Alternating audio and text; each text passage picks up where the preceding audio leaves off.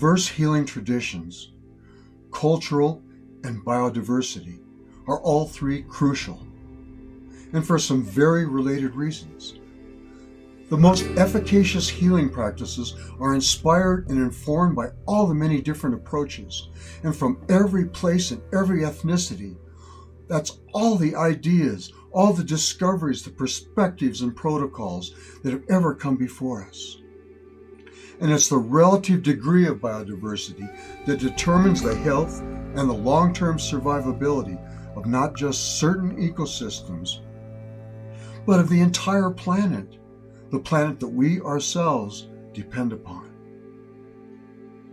This term diversity has become strangely contentious today. It's been sullied by the cultural battles over diversity hires, and it's broadly confused with inclusion.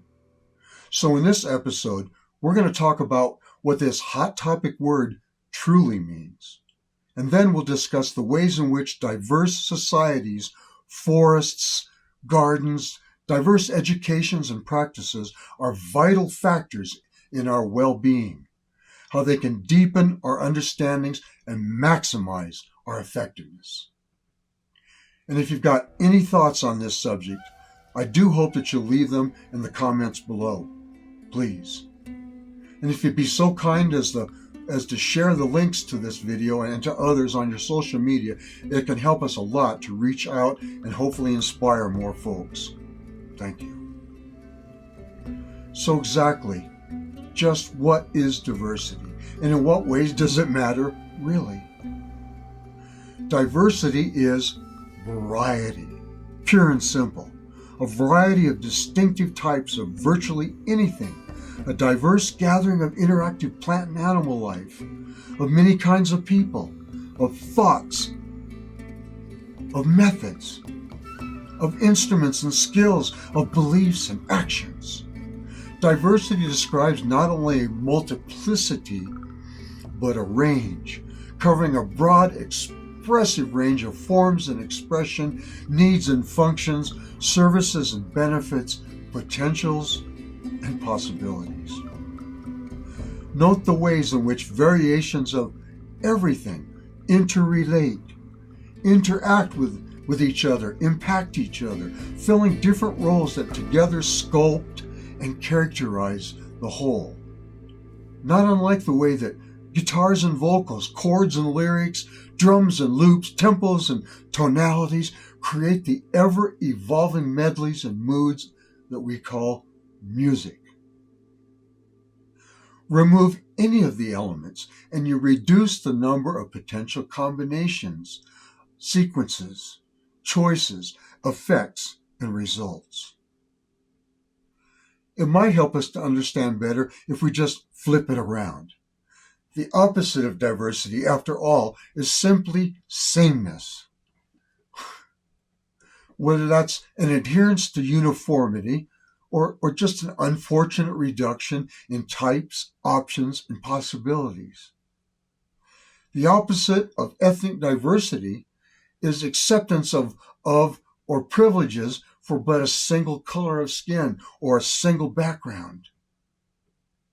The opposite of cultural diversity is a monoculture, where diversity of religion hardens into intolerant dogma that you can't vary from. And political diversity, such as we have right now in this country, devolved into everyone towing a single party's line. It's like dissing many kinds of music for a single popular genre, dissing a flexible, danceable composition for a march, substituting monotones and drones for harmonies and dynamics. Sameness is oversimplification and a kind of forced homogeneity. It manifests as copycat fashion, as standardized templates, as parroted scripts, as copycat books, adopted assumptions, and fanatic-eyed, head-nodding amen corners. As indiscernible strip malls, as diminished and impoverished ecosystems, and as a disastrous reduction in the number of plant and animal species, including medicinal herbs. Genetic heterogeneity is a huge factor in overall human capacities and health, as well as when it comes to our species' adaptability and improvements. Neurodiversity opens us up to new ways of perceiving, new ways of experiencing, processing, and responding. Likewise, the ecology of natural ecosystem hinges on maintaining a reservoir of dissimilar and yet interactive and interdependent life forms. The necessary ingredients and actions, the casting pool from which all beings rise and have their moment on the stage. Biodiversity can be defined as the interrelational tonality of life forms from the molecular and the microscopic to the megafauna and the flora. It's an adaptive composition in constant flux, a dynamic balance of many diverse life forms, of individual and collective needs, of vastly different ways of consuming and giving back, of healthy, heterogeneous ecology. In a garden or an ecosystem, it's the variance in phenotypic and genetic characteristics, in blossoms and bees, in predators and prey, in fungi and tree root networks. I spent much of my early life teaching about the value of biodiversity, and even going to jail for protesting and obstructing its destruction by the corporate despoilers.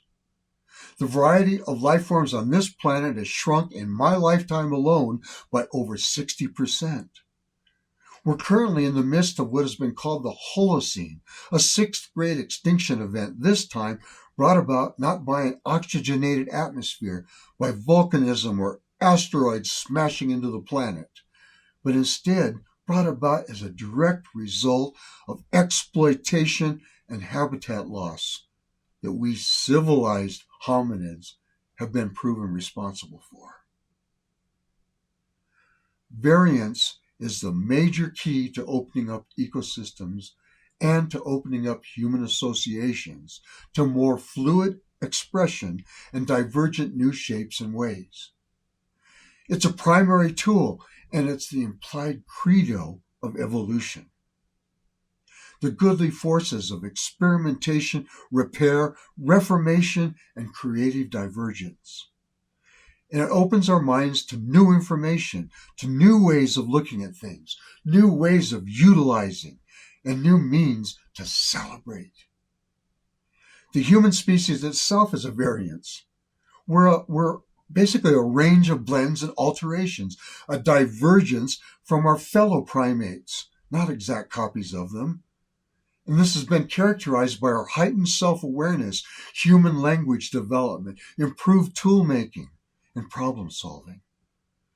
With our changes evident and our patterns overlapping, just like the variegation that you see of colors and shapes in the autumnal leaves. With no two plants and no two flowers, no two people ever completely alike. When we make the processes of individuation and advancement intentional, we can call it creative variance.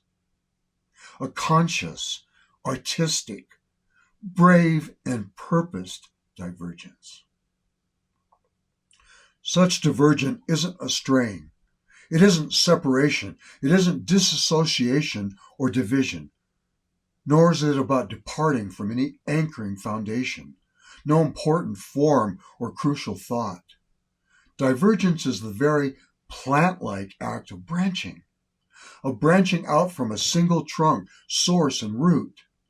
It's like each and every oak branch that you've ever seen, which no matter how alike it might be, is at least slightly differently shaped, hued, and textured than all the rest, pointing and reaching in varied directions, exploring its own new pathways out and into the light. So what about diversity when it comes to the many natural healing fields, including herbalism? Ideally, you want to serve a diverse range of students or clients when it comes to their ethnicities, their genders, their income levels, their perspectives on the world. You want to be accepted and valued as a natural healer regardless of your own ethnic background, your aesthetic or politics, your gender identity, or your age. And for the most positive outcomes in your practice, you need to draw from a truly diverse panoply of systems of assessment, systems of diagnosis, systems of treatment. The most effective and customizable of herbal remedies are possible when you have a working understanding of a wide range of different plants that you keep on hand. As insightful and valuable as any particular tradition might be, even cherished ancient practices like TCM or Ayurveda can be complemented and bolstered by other compatible methodologies. There's almost nothing that isn't improvable, whether through correction or addition and augmentation, as much as that might sound like heresy to some of you. As healers and world changers, we're the most effective when we learn to beware of any exclusive traditions, stock approaches, or narrowed focus, unchallenged assumptions, or purity of thought, which is in each case no more than simplistic and inflexible thinking. Instead, we need to beware of pure and exclusive anything and be just as suspect of a purely scientific approach as someone else might be suspect of a purely magical or a purely spiritual belief system. This is the way of the eclectic. Eclecticism is applicable diversity in action. And eclectic medicine has been at the heart of natural healing practices throughout its long history, at the core of not only Thomsonian herbalism, but of the preponderance of informal, unaffiliated herbal practice around the world for many thousands of years. An eclectic practitioner is basically any of you taking inspiration from other credible paradigms, from other traditions, practices, systems, and approaches, personally testing their principles and precepts yourself, testing their materia medica, testing out their techniques, observing how they work in conjunction with every other demonstrably helpful treatment that you have ever tried. However you define your healing and life practices, your work, or your mission, and no matter what your roles are now or that you will ever fill, you're going to find your knowledge and your understandings exponentially deepening. See more positive outcomes, come closer to meeting your aims and your goals, and derive more satisfaction to the degree that you embrace divergence and incorporate a diversity of input, such as, first of all, utilizing diverse criteria as well as diverse means for assessing ailments. Secondly, drawing from diverse databases from the widest possible ranges of sources, perspectives, and ideas. Thirdly, actualizing diverse treatment approaches and protocols. Fourthly, studying and making use of many diverse healing traditions while uncritically adhering to none of them. Drawing from a long list of plants that you're familiar with, where you know deeply their properties, their actions, and their known uses, but also possible applications that are not tried in the normal society, in the normal ways of thinking. And creating a diverse collection of signature products and blends if you happen to make and sell herbal medicines. In testing and challenging conventional wisdom whenever you find it, exploring variations along with your trial and error, If you share your knowledge through classes or books with other people, it involves teaching an intersection of diverse concepts and skills, facts and wonderings, and inspiring your readers, inspiring your students to consider a multitude of methodologies and reasonings, to consider diverse sources, and to access divergent ways of testing, of applying, possibilities that you can envision that they can then take, reform, and manifest. It's honoring practices different from our own.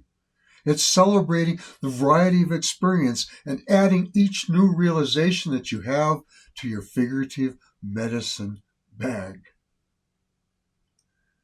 Discovery is the revelation of the previously unknown, of the new, of the different.